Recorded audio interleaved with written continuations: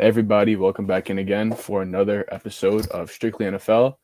It's our second time around, again with Geoff, and we got a lot to talk about this episode. Season starting in, I believe now it's 5 days. Got a lot of big games for the Giants, for the Jets, and all around the league. So without further ado, Geoff, how we feeling? Feeling great, we just recorded over at Pod Strickland, the NBA pod, but I'm as hmm fresh as ever, and I'm ready to talk about these two games and other stuff related to the Jets and the Giants. Let's do it. Yeah, of course. So before we jump into all the action, just wanted to say that the Strickland has an Instagram at thestrick.land.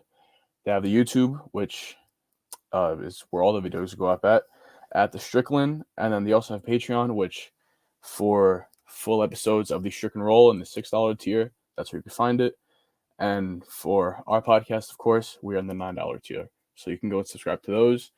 In addition, any lines or sports betting props you hear us talk about on here, they are from Bet Online, as they are our number one source for all betting needs. So we get the latest lines and matchup reports for baseball, boxing, golf, and so many more sports. BetOnline continues to be the fastest and easiest way to place your wagers, including live betting and your favorite casino and card games available to play right from your phone.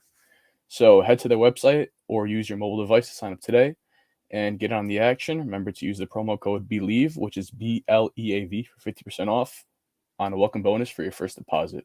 So BetOnline, where the game starts. All right, and to start us off for the episode, we're going to kick it off with the Jets again, just like we did last week, as they have the most highly anticipated game that for the Jets that I can remember in a long time. Obviously, I'm not a Jets fan, as I've told you guys, so I don't know exactly how long that time has been, but it's a big game. And they got Josh Allen coming into MetLife. What happened? You want to say something? Oh no, keep going. Sorry, Okay. yeah. No, you're good. They got Josh Allen coming into MetLife, or Jet Life, as Aaron Rodgers likes to call it. And this is going to be, I think, potentially a barn burner. I think offenses always start fast with Aaron Rodgers and kind of the system that they bringing in. You know, the Bills haven't seen it. The Bills, assumingly, are going to get better coming over from last season where Ken Dorsey was a rookie OC. Hopefully, he's gotten better. And I think we're in for a shootout potentially. What do you think? I think I'm kind of leaning the other way. Why I made that face earlier is I was trying to think of the biggest game that the Jets have played, Mm-hmm. like the most anticipated game. And coincidentally, I think it is a game versus the Bills that they played. I could be wrong about the year. My memory is usually pretty good with this stuff. I think it's 2015 when Ryan Fitzpatrick was the quarterback Yeah. and Brandon Marshall was on the team, and they needed to win in Week 17 against the Bills at home, and they ended up losing. I think that would be the last time the Jets really. You could make the argument that like Zach Wilson's first game, everybody was excited to see the guy they drafted number 2 overall, but Yeah. I still would argue that the stakes for this game are higher than that because let's be real, they have Super Bowl aspirations, Mm-hmm. and that game back in 20 again, if I'm right, 2015, I think, that was to make the playoffs. So, and at that point, they made back-to-back AFC Championship games in 2009 I think it was. and Oh, it was that. 2010. It was that early. Yeah, they made back-to-back AFC Championship games in 2009 and 2010, and they hadn't been to the playoffs since. So that Yeah. was and then they still haven't been to the playoffs since. So now all of a sudden they're back. They bring back, a really, really good defense with a defensive coach, and then they're given the keys to a quarterback who's sort of coach-proof, or at Yeah. least he was at his best.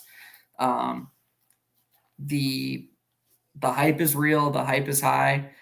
I'm not sure. I think I'm actually going to go the other way.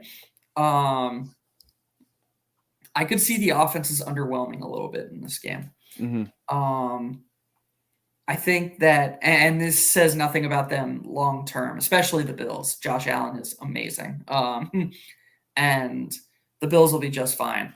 But I could see it sort of reminds me of the So in 2012, when the Broncos got Peyton Manning, they played the Steelers on opening night, which is actually really weird because usually the defending champions play on opening night. But for Yeah. some reason, the NFL scheduled Broncos Steelers on opening night NBC. And I think the score was like 7-3 at halftime. It was like everybody was like, oh, Peyton Manning is going to bring this great offense to Denver, and can Ben Roethlisberger keep up? And then just surprisingly, the Broncos defense was like, yo, we're here too. Like, if we're going to be really good. And the Broncos defense played really well. And I could just sort of see a similar outcome where Aaron Rodgers is the one getting all the hype, but he's not really, fully in tune with his receiving core. They've still got some kinks to work out, maybe a little bit of a slow start. And it's the Jets defense that kind of feels like they have to step up. I could see it being a relatively low scoring game compared to the expectations. Mm-hmm. Look, I hear you, and me saying it could be a barn burner is not because of the lack of talent on either side on defense. Just I think the atmosphere is going to be going crazy. If it is going to be any team getting after it on defense, it's obviously going to be the Jets. At home with all the juice in the crowd, it's going to be crazy. And a good point that you brought up was that game where they could have clinched the playoff spot was against the Bills, and now they kickstart this season where they have their highest playoff expectations as far as I could remember against the Bills again, as kind of like a start to their redemption arc in a way. Yeah, for sure. And this is a really big game for the Jets. Like, in a way, it's kind of good for them to be thrown into the fire because, like, their schedule, we covered this last week, their schedule the first 10 weeks is brutal. Yeah. So they don't really have time to be like, oh, Aaron Rodgers quote, relax, we're feeling this out, like as talented as this team is, 2-8, 3-7, these starts are in the cards for them. An injury happens, they lose a couple close games to teams. Like, if you're a Jets fan out there and you find this too pessimistic, first of all, you're a Jets fan. You're probably used to being pessimistic. But second of all, like, I'm just being more of a realist. This is, let's look through this Jets schedule one more time, because this is just, it's honestly a little bit unfair. They've got Buffalo, they're at Dallas, New England, Kansas City, at Denver, Philadelphia, at the Giants, Los Angeles, Las Vegas, Buffalo, and the last two at Las Vegas and at Buffalo. So they've got 5 home games, 5 road games, and I would argue that some of the toughest games are on the road. Like, there aren't any easy victories there. Maybe some people will laugh and be like, oh, New England's not going to be good. But guess what? Bill Belichick gets up for those Jets games. The Jets were, what were they last year? 6-2, 5-2, 7-2 maybe? And they had a game at home against New England, a bad New England team, to go to really sink their teeth into the AFC. And Bill Belichick just showed up, had a game plan, made Zach Wilson's life hell, and they beat them in New York. So yeah, I don't see any easy victories on this schedule the first 10 weeks of the season. The thing is, they could be getting unlucky with a lot of these games as well. Like, let's say the Giants beat the Cowboys week 1. Then you're getting them coming off of a loss in Dallas, and the Jets are going to have a day less of rest. That, like, those things matter. They're getting the Chiefs week 4. Obviously, there's news today that Travis Kelce hyperextended his knee in practice. You are probably missing that window where Travis Kelce's going to miss time as well. Then you go to Denver. You get the Eagles at MetLife, which is, trust me, take from me, it's never an easy game. It's just, there's a real gauntlet here. And it's not just good teams. It's good quarterbacks, right? Like, you upgraded to Aaron Rodgers, and that's fantastic. But there's still guys like, you didn't get Patrick Mahomes. As much as I love Aaron, I think he's probably the second best quarterback of all time. He is not what a lot of these guys are, like Josh Allen, better than him. Dak Prescott, I think Aaron Rodgers is a bit better, but I'm not a big Dak Prescott fan, but I believe in him as a guy who can win a championship at some point. Mahomes is on the schedule. Jalen Hurts is on the schedule. You don't even have a real home. The Giants is technically a Giants home game, but it's still going to be a hard game. I thought that was considered a Jets home game, but it's not. Then Well, Herbert comes in. to be fair, they're all Jets home games. It's Jet life for a reason. It's Jet life, yeah. As so many of my Jets fans in my real life have told me, it's always been Jet life apparently. Have you ever been to a Jets Giants game? Like at I haven't been. And funny enough, the reason I became a Giants fan is because my dad was watching a Jets Giants game. My dad's a Jets fan, so I was like, okay, I'm gonna root against you. So I Man, that's became a fucked Giants. up. I hope my kid doesn't betray me like that. Yeah, it was 2007, and then we went to win the Super Bowl. So That'll do. so then I mean you finish up that 10-game stretch at Buffalo, which that's why this game is so important to win.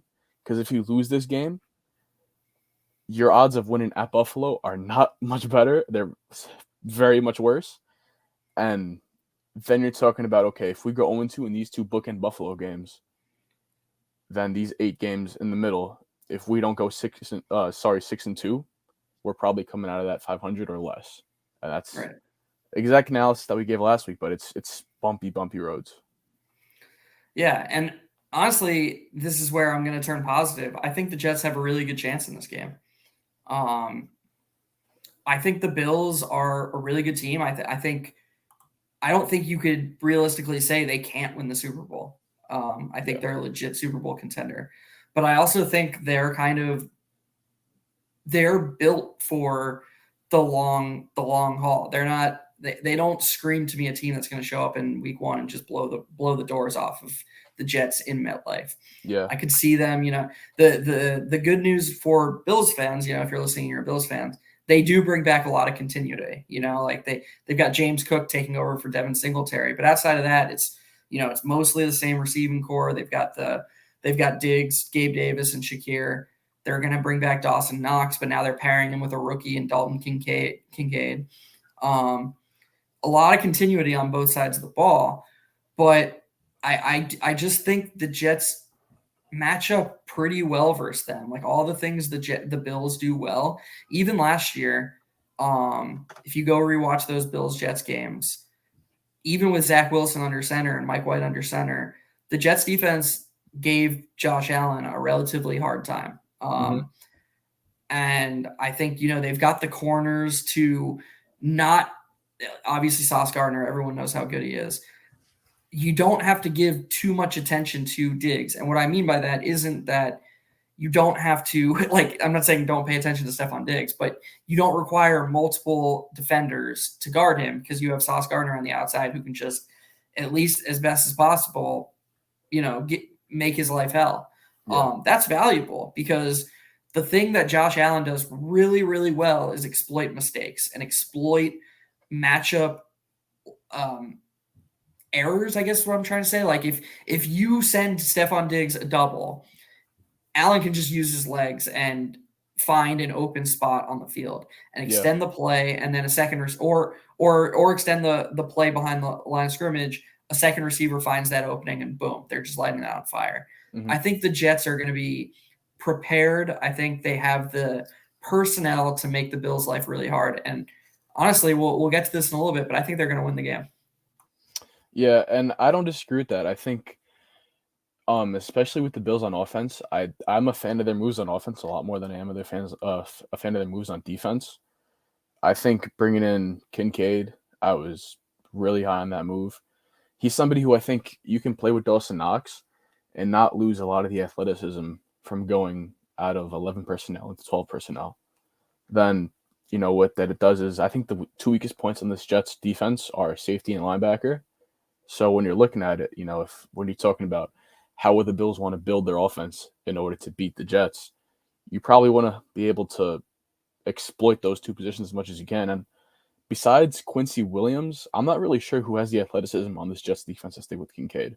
I know he's a rookie. I know it's going to be his first game, but I could see him walking in and making a decently big impact. Maybe not statistically, but in terms of just giving them flexibility in their personnels and how they want to maybe run the football more or, kind of get a slot cornerback further into the box. It's interesting how they can deploy him. Yeah, I like the Kincaid pick a lot out of college. What about the other side of the ball? Like I think it's really really easy to talk about Jets' great defense versus MVP candidate Josh Allen, but Hmm. do you think that I mean, you said to start, you think it's going to be a pretty electric game and maybe some scoring. So, Yeah. and then you also just said not a huge fan of the Bills' moves on defense. So does that mean you think Aaron Rodgers is just going to come out firing? See, the thing is, I think he really can, and I should clarify. Like, I think if there's a way that this game is going to tilt, I think it's going to be more of a barn burner than just a defensive slugfest. When I see like Tre'Davious White, who's a great player, he came back from the ACL. He's a little bit further removed from that injury now. Maybe he's kind of catching up to his former self, but I don't think he was all the way there last year, and then he's only getting older. So I'm interested to see how they kind of use him because I don't think you can man him up on Garrett Wilson right now and have confidence. Then Micah Hyde missed all of last season, if I remember correctly. Jordan Poyer's gotten old. They told him to test the market in free agency, and he didn't really like what he saw, so he came back to the Buffalo. Then I think the best player on this defense now that Tremaine Edmonds is gone, Greg Rousseau, he's the one guy who, if you're looking at all these teams in the AFC East, he's the one dude who can be lined up against Mekhi Becton, and I'm thinking to myself, like, okay, Mekhi Becton's an animal, but this guy can pretty much bust his ass just the same way Mekhi Becton can bust his ass because these guys are both massive, long arms, strong, and that's a matchup that I'm really excited to watch. If he gets to line up over Mekhi, that's something that I really want to see. Okay, what do you think of the Bills kind of pairing Leonard Floyd with Shaq Lawson on the other side? Because I know they're both older, but they're both also pretty well established, and maybe like splitting time between them could actually help both players stay efficient. What do you think of that? Well, I think, especially because Von Miller is going to be out for this game, he stayed on the pup, so he's going to miss 4. I think that really when you blend together all the edges they have, I think they all complement each other really well. So it's less of them complementing each other, but more of like the the sum of the parts for this group is going to be way less than the whole, in my opinion, is because you got the speed to power guy with sorry, not the speed to power guy, but just the flat out power guy with Greg Rousseau. You got speed to power with Vaughn when he comes back, and then another speed to power guy in Leonard Floyd, AJ Epinesa, who I think has not really been misused by Leslie Frazier, but just hasn't been maximized. I think there's a good chance that whether it's they move him in a little bit more to the 3 technique or if they just kind of put a complimentary pass rusher on his side, that there's a lot of things Sean McDermott can do to really maximize him this year. And then you throw in Shaq Lawson, and then that's just kind of like a cherry on top for depth, right? Yeah, there's something. This is very like amateur analysis, but to me, there's always been something about guys with pedigree, and like I know that both Shaq Lawson and Leonard Floyd are around 30 years old, Mm-hmm. and so they're probably not what they were when they were 24, 25.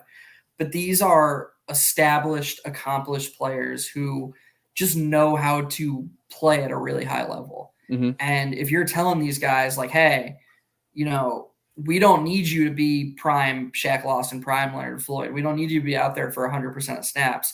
You're going to bust your ass and you're going to give us your best for a snap or two. And then somebody who's just as accomplished and, they're going to come in for you and we're kind of rotating you in and out. There's something appealing to about that to me about, I could just see the Bills defensive line sort of making a bounce back, especially when you're talking about, we haven't even said his name, Ed Oliver in the middle, he's Yeah. still an absolute animal. And then all of a sudden, like, what do you do against that line? Like, if I was a Jets fan and I had one worry about this opening week on that side of the ball, it's are Aaron Rodgers and our offensive line going to be in sync enough to the point where they can block this defensive line effectively? Because if the Bills defensive line can get home without any added pressure, all of a sudden Aaron Rodgers' life is really, really hard. And I Yeah. say that knowing that the Bills linebacking core is probably their weakness, Mm-hmm. because if the Bills linebackers don't need to help on the pass rush, if like there are really two outcomes for this game. The Bills defensive line gets home and the Bills linebackers can sit back and they can, take away those slants that Aaron Rodgers likes and force him to try and extend plays, but you have the defensive line getting home on their own. That's going to spell trouble for the Jets. But if the Bills defensive line isn't getting home, the offensive line is able to do its job, stay in front of them, and Aaron Rodgers is able to extend plays and find receivers because, you can only stay with receivers these days for so long. Yeah. All of a sudden, Leslie Frazier is going to wait. Leslie Frazier is still the defensive coordinator, yes? No, he was the defensive coordinator last year. He's gone, and Sean McDermott's doing play calling now. Okay, sorry. All of a sudden, Okay. Sean McDermott has to send the linebackers to help because he's not just – coaches are too smart these days. They're going to adjust. They're not going to just sit there and let Aaron Rodgers have a field day. So he's going to send linebackers. He's going to send different looks at him. And those slants that I was just talking about, Garrett Wilson, Alan Lazard doing quick slants over the middle, stuff we've seen Aaron Rodgers make these throws thousands of times. He's just going to eat them up. So Yeah. I actually think that you could make the argument that the most important matchup of this game is the Jets offensive line versus the Bills defensive line. I agree with you. And as we were talking more, about this game, I found myself getting to that point because if you're the Jets and you can run on their defensive line, you can't have much confidence as a Bills fan in anybody in your linebacker core right now besides Matt Milano. It's Dorian Williams, who was a rookie third-round pick, if I remember correctly, and then Terrell Bernard, Tyrell Dodson, a lot of names who I'm just not familiar with, and that's pretty rare for myself. Just not to be overconfident or anything, but I'm just familiarizing myself, and there's not too much talent over here. So Von Miller being out is kind of the first step in the equation of me thinking that this could be more of a shootout. And then I'm really interested to see, I should say, how Ed Oliver is going to come out with McDermott as the play caller now. And something I've talked about a lot with Schwinn is how he hasn't been maximized either. We talked about Epinesa before, but Ed Oliver has had the same kind of an issue. And there's been some different things that we've discussed about how he could be deployed. I think another thing they should be doing is, they should be stunting on Mekhi Becton. He hasn't played in a long time. It's been about, I believe, a year and a half. They should be throwing stuff at him, seeing how his mental processing is, and just really testing him in ways that, you'd think, okay, he hasn't played in a while. Let's test him physically. No, I think you should be testing this guy mentally. Yeah. If it was me, I would flip the two ends. Like I was just talking about, you have Floyd and Lawson on one side. Yeah. And if they're going to rely on speed more than power, personally, I would test Becton's range more than his strength. I'd be surprised if the strength doesn't hold up right away. But with his leg, making him move from side to side, making him shift, I think that's the best way to get into his head, because when you're coming off an injury, it's just human nature to think about that, But if it's just you versus an elite power guy and he's going to try and bowl you over, there's not really much to think about. You're just, you're standing there and you're trying to block him. But if there's somebody who's going to use multiple, somebody who's going to try and swim or spin, all of a sudden you've got multiple things to think about, and you're asking the lineman to cut and to shift and to, be agile. And look, coming out of college, that was Becton's thing. For a guy his size, he was incredibly agile. But does he still have that, after all these injuries? I think you're exactly right. I think you have to ask the question.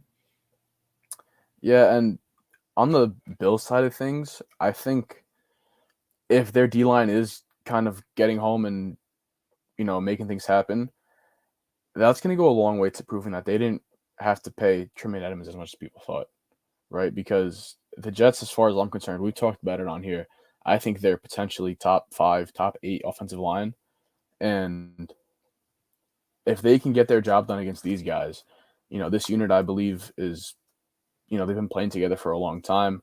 Even though Mekhi was hurt last year, the other 4 were pretty much all here together. And that is, a big time thing for me to watch for, in my opinion, because there was a lot of talk about that move. There was a lot of talk about how the Bears got him on a pretty good deal. And specifically looking at this division, right? You always build your team to win your division. I can kind of understand why they did that because there's nobody really testing linebackers sideline to sideline in this division, right? Whether it's the Patriots, I mean, they don't really have. I don't respect Mike Gesicki in that way. The Dolphins, I mean, I'm never asking Tremaine Edmonds to be lined up on Jalen Waddle or Tyreek Hill. Like that's just not happening. And then looking at the Jets, yeah, we got Brees Hall coming out of the backfield, but Tyler Conklin, C.J. Uzama, Jeremy Ruckert, those aren't guys that I fear. I could put Milano on that guy. So that's a big narrative for me to follow as well, because that was a decision that was really highly debated this offseason.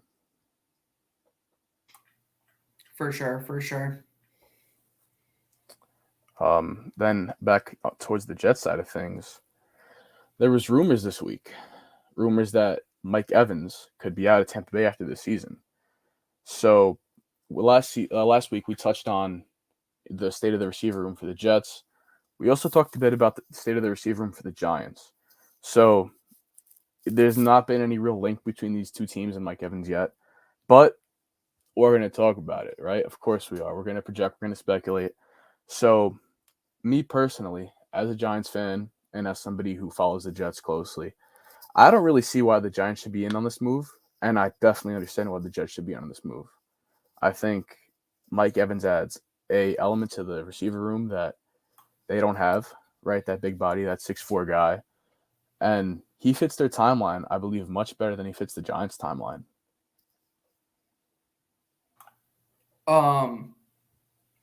I think that I agree with half your answer. I think he fits the Jets timeline much better than the Giants timeline. But I think that purely looking at him for what he adds to a receiver's room, I think he actually adds more to the Giants than the Jets. And I'm curious why you think his type of profile player adds more to the Jets than the Giants, because I get that, Garrett Wilson isn't him and Mike Evans are different enough that they could make it work, Yeah. But you already do have Garrett Wilson. So, he's going to eat targets regardless of the types of targets. He's going to eat targets.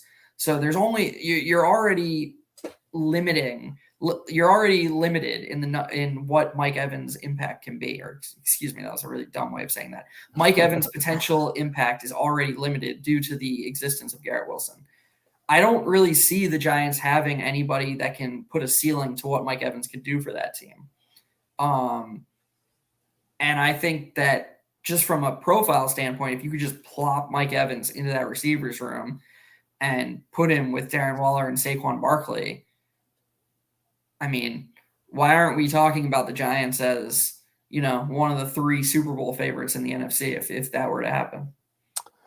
Well, I think Joe Schoen has had such an emphasis on getting athletes, right, which Mike Evans obviously is, but the separation and kind of top-end speed guys have been attributes that he really values, right? So you look at Paris Campbell, he was running, I believe, a 4.32 coming out of college. Hyatt obviously ran a 4.4.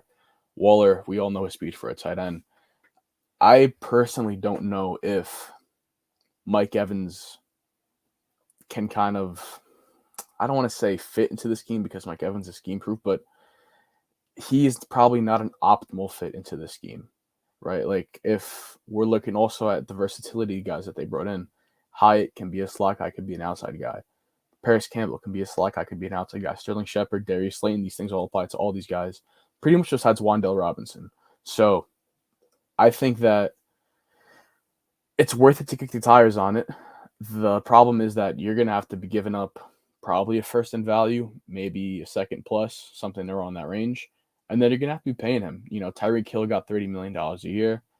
Evans is definitely not getting that, but he'll get around 23 to 27, in my opinion, just because of his pedigree and because teams are going to say, okay, Hopkins did this at 31 years old last season with an injured Colt McCoy at quarterback. We could probably bank on Evans getting 2 or 3 years at least. So I think pricing in the market of him on the trade block with what he's going to command in a contract, and then you consider the fact that the Giants already lost a 6th round pick in this draft coming up. They've invested heavily at the receiver position. I don't know. It's something that I think I want to stay away from.